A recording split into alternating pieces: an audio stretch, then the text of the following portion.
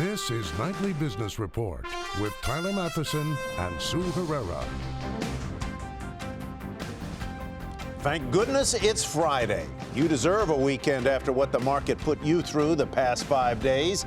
2,000-point drops, and today a 330-point gain to cap it off. We examine what could be next. Center of the storm, why the intense volatility is turning attention to an obscure corner of the market. Going global. Overseas markets have been rocked as well, but our market monitor senses opportunity. Those stories and more tonight on Nightly Business Report for Friday, February 9th. Good evening, everyone, and welcome. This week was one for the history books. The volatility on Wall Street was unprecedented. The sell-offs were intense. The moves higher were just as dramatic, and the speed at which they were happening was once unthinkable. The Dow traveled 20,000 points during the past 5 trading sessions. Today, it rose 500 points, then it fell 500 points before closing with a gain of more than 1%. The Dow Jones Industrial Average rose 330 points to finish at 24,190, no longer in correction territory. The Nasdaq added 97, the S&P 500 climbed 38. But for the week, the major indexes each saw declines of more than 5% in one of the craziest stretches since the financial crisis. The Dow's sudden drop a week ago today had global markets reeling by Monday. It's all about market psychology, and it is changing as we speak. By the final harrowing hour of trading, the Dow was setting records, but not the kind anyone wants to hear about. That was going to drive this. So now we're talking mini crash. On the Dow Jones. It's changing by the second here. The Dow Jones Industrial Average is currently down just under 1,600 points. Everybody thought the market was going to keep going up. It was never going to go down. And so days like this catch people off guard. In just 10 minutes, the Dow lost almost 1,000 points and finished with its biggest one-day point drop ever. The big gains in January gone, and it got worse from there. After a 567-point drop at the open Tuesday, which put the Dow briefly into correction territory, down 10% from its high for the first time in 2 years, the Dow finished up, oddly, also by 567 points. On Wednesday, the violent swings continued, up 400 at one point, the Dow finishing down 19. And Thursday, the boat rocked some more. We're talking about quite a nasty stretch here. We are below Tuesday's intraday low. Finishing down more than 1,000 points for the second time in a week. The wild ride continuing today, down more than 1%, then finishing up 1.4%. This is going to go down in the history books. This week, the Dow, the Nasdaq, and the S&P all hit correction levels. The fifth correction for the S&P 500 since the bull market began in 2009. And even with the wild moves, it's actually the least severe of the 5.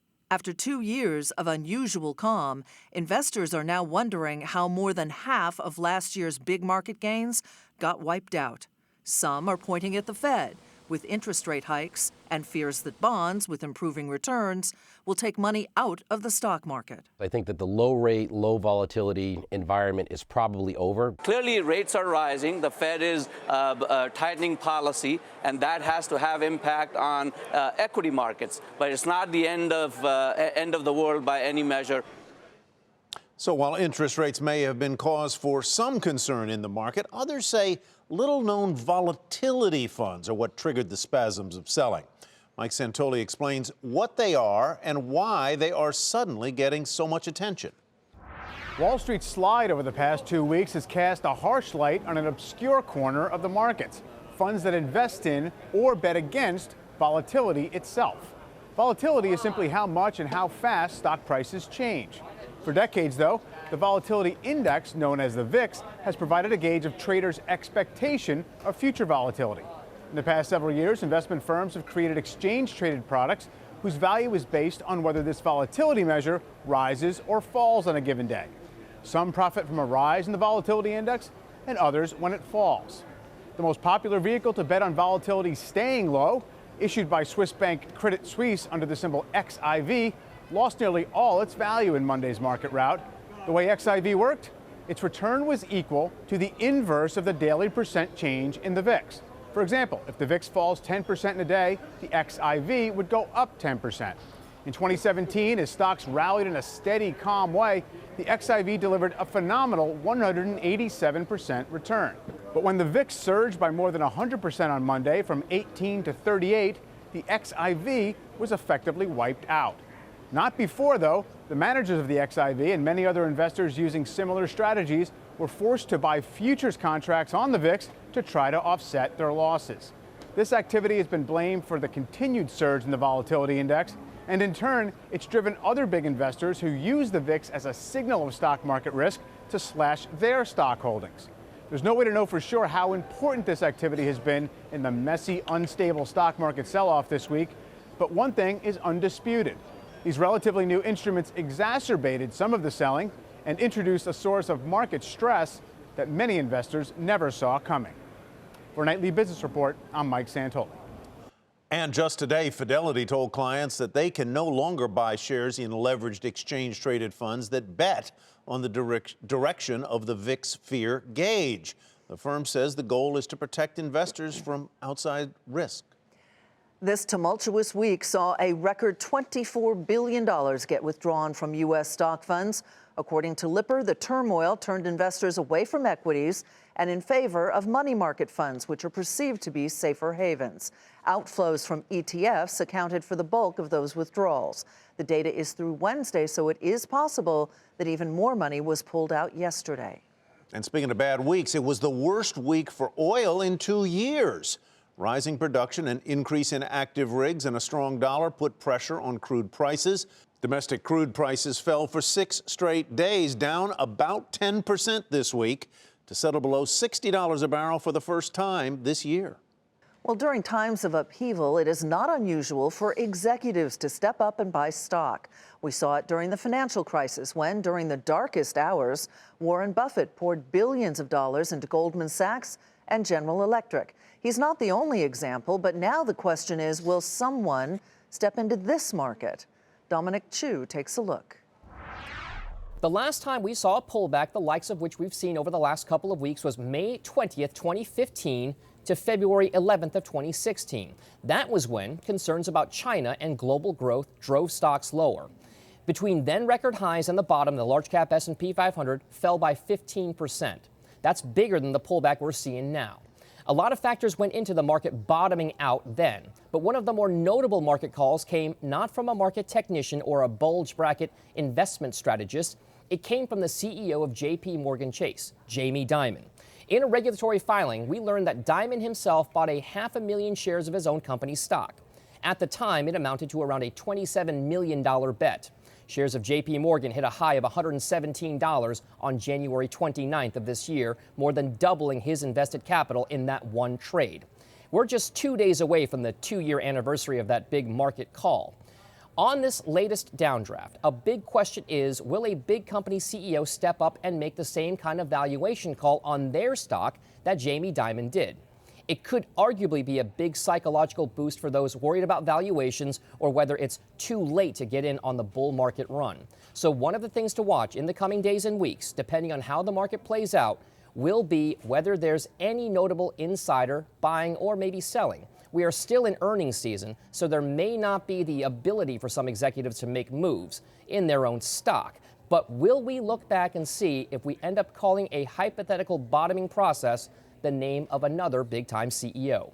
For Nightly Business Report, I'm Dominic Chu. All right, let's wrap up this unusual week on Wall Street and see what may be next for stocks with one of our good friends, Liz Ann Sonders, Senior Vice President, Chief Investment Strategist at Charles Schwab. Mommy, when is this all going to be over? Or is it?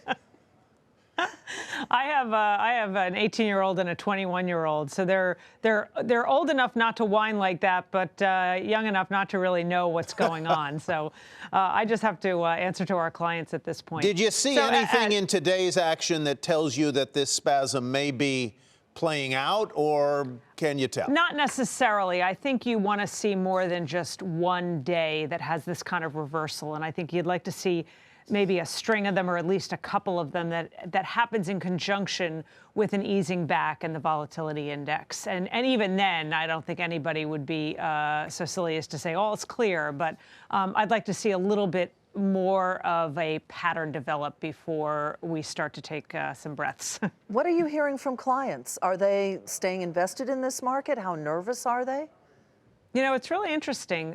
Our investors that have what we call an advised approach or have a disciplined, asset allocation plan that is strategic in nature and it's set up and allocated based on their own time horizon and risk tolerance.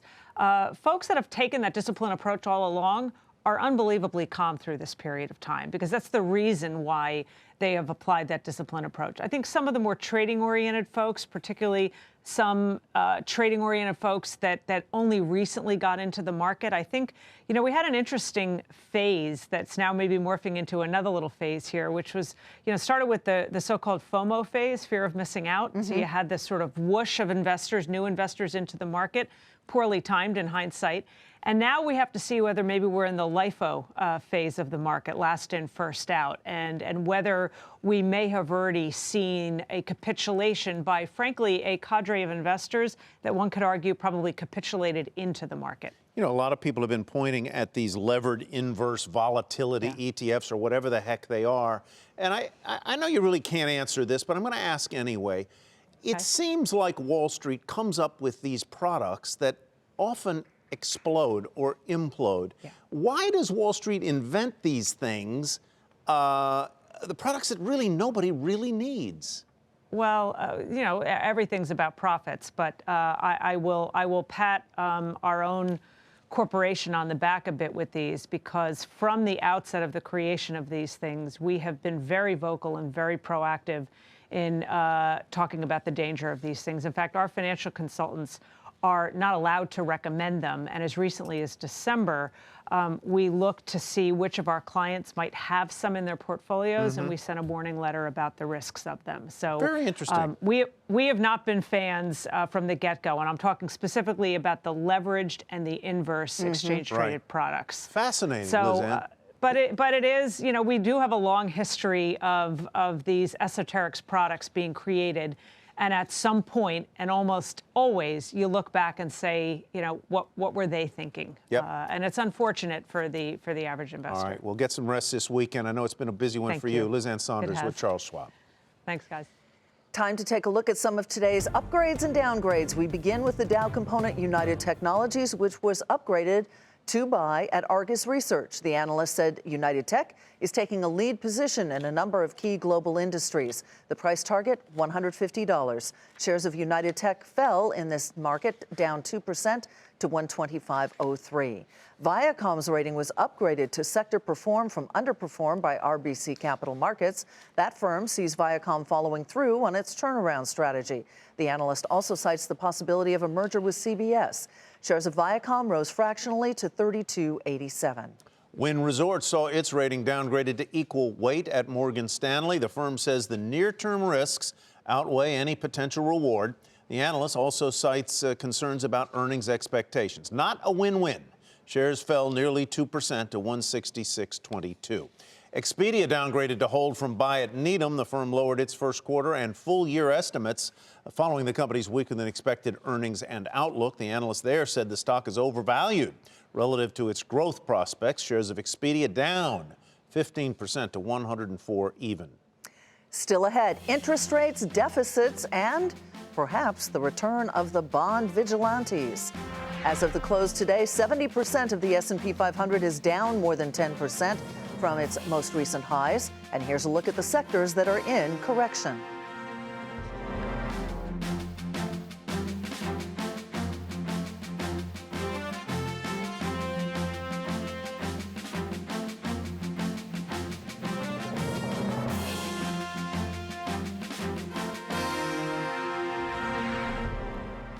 The federal government went into shutdown mode just after midnight last night, but it was short-lived. Before dawn, lawmakers passed a package to keep the government funded, and Kayla Tausche is in Washington for us tonight. The second shutdown in a month lasted just 9 hours after Congress missed a midnight deadline to keep the government funded, a series of votes in the Senate and then the House in the wee hours Friday morning. The motion is adopted without objection. A motion to reconsider is laid upon the table. 67 Republicans voted against the bill's high spending and debt levels, the House passing the measure by just 24 votes. House Speaker Paul Ryan promising to bring up immigration after the spending bill passed. Once we get this budget agreement done, and we will get this done for no matter how long it takes for us to stay here, we will focus on bringing that debate to this floor and finding a solution. But we cannot do that unless we pass this budget agreement. The Senate passing the measure handily, though one member, Senator Rand Paul, dragged out deliberations beyond the deadline because of similar spending concerns. If you were against President Obama's deficits and now you're for the Republican deficits, isn't that the very definition of hypocrisy? The budget deal raises the debt limit until March 2019, after midterm elections. The U.S.'s borrowing ability would have otherwise run out at the end of this month. In all, the deal costs $320 billion, including interest, $420 billion. Republicans had tried to keep a lid on domestic or non-military spending, but in order to get Democratic votes, they ended up raising it $131 billion. The president tweeting those costs will never come down if we do not elect more Republicans in 2018, though calling the compromise itself a victory, and just before the federal workday began at 9 a.m., confirming he signed it.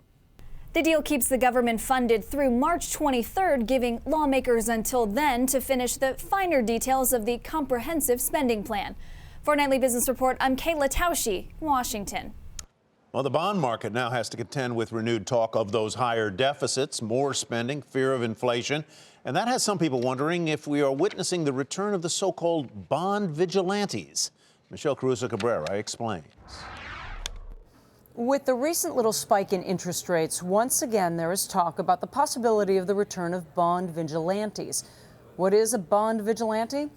It's a bond market investor who protests inflationary fiscal policies, in other words, too much government spending, by selling bonds, therefore increasing yields. The price of a bond and its yield is always an inverse relationship. And the word vigilante is used because it highlights the ability of bond markets to restrain government spending. When interest rates on government bonds go up, government has to divert more and more money to paying interest on its debt and away from the projects and policies for which they had borrowed the money in the first place. The term was coined in 1983 by Wall Street veteran Ed Yardeni. He says there's a good chance the bond vigilantes are coming back. When you're looking forward at the deficit situation, debt situation, it just got worse. And so that can't possibly be a good thing for the bond market. So it's a negative. I think what the stock market's trying to worry about is the worst case scenario is that the deficit does increase and interest rates go up. There are 3 reasons why talk of the bond vigilantes returning is here. First, the Federal Reserve and other major central banks are reducing how many bonds they buy. The tax cut, at least in the short term, means less revenue for the government. And this week, very important, the decision by Congress to do a very big spending package, agreed to by many in both parties, which means deficits of more than $1 trillion per year in the coming years.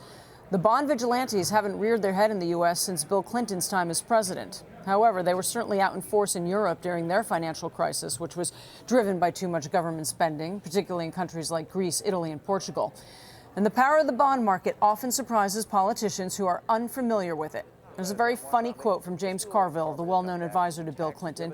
He told the Wall Street Journal in 1993, "I used to think if there was reincarnation, I wanted to come back as the president or the Pope or a 400 baseball hitter.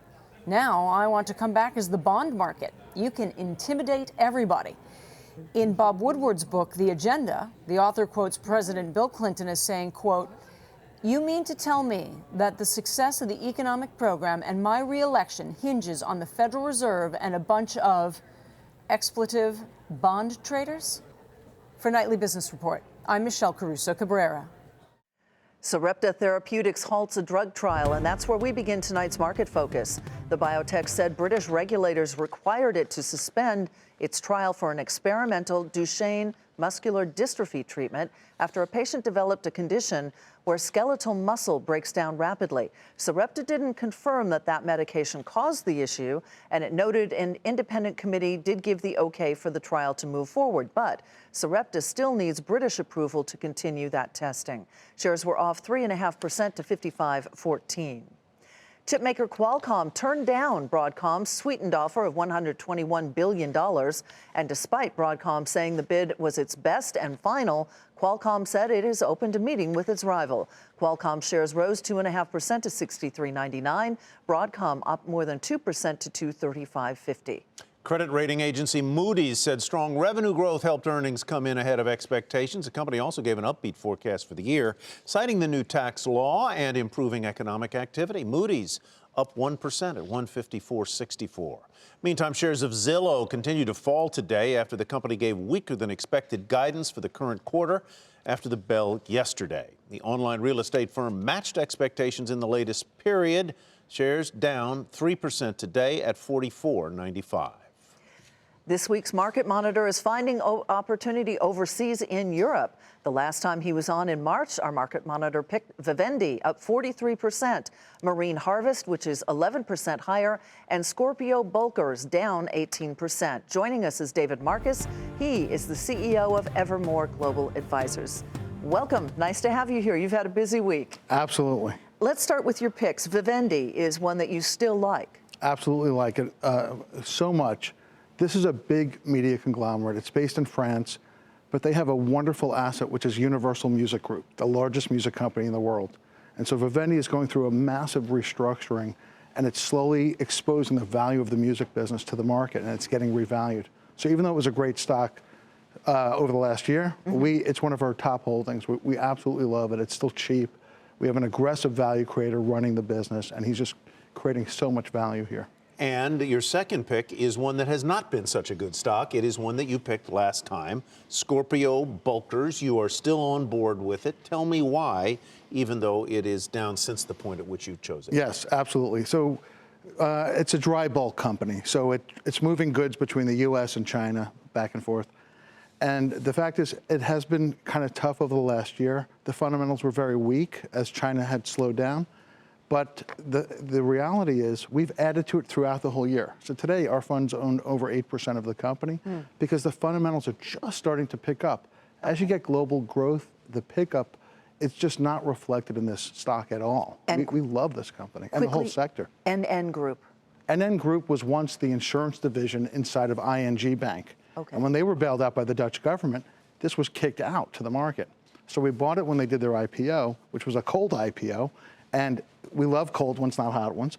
And then we've been adding to it along the way. It's one of the cheapest insurance companies in Europe. And so it's participating with the growth of Europe. And we have to let you go, but you've been buying this week in Europe, correct? Yeah, we've been getting to work kind of between 3 and 4 o'clock in the morning and just to buy stocks as people were dumping them. Okay. David Marcus, thanks so much for joining us. Great to be with you. Have a good weekend. Get some rest. Coming up, there are billions of reasons why Amazon wants to take on UPS and FedEx. First, though, a look at the very important yields in the bond market.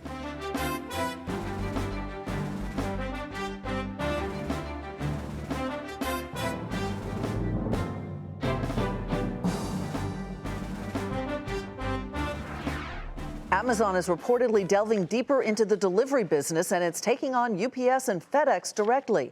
Morgan Brennan has more on what Amazon might be up to. Shipping with Amazon may soon make its U.S. debut. According to the Wall Street Journal, Amazon's long-rumored delivery service will initially roll out in Los Angeles, a first step toward allowing Amazon's third-party sellers to ship their goods via Amazon directly, and eventually become a service that can be offered to other companies as well. Amazon saying, quote, "We're always innovating and experimenting on behalf of customers and the businesses that sell and grow on Amazon to create faster, lower-cost delivery choices." According to a source, the program is still in the planning stages and at least several months out. But that didn't stop shares of UPS and FedEx from falling today, even though industry experts are skeptical.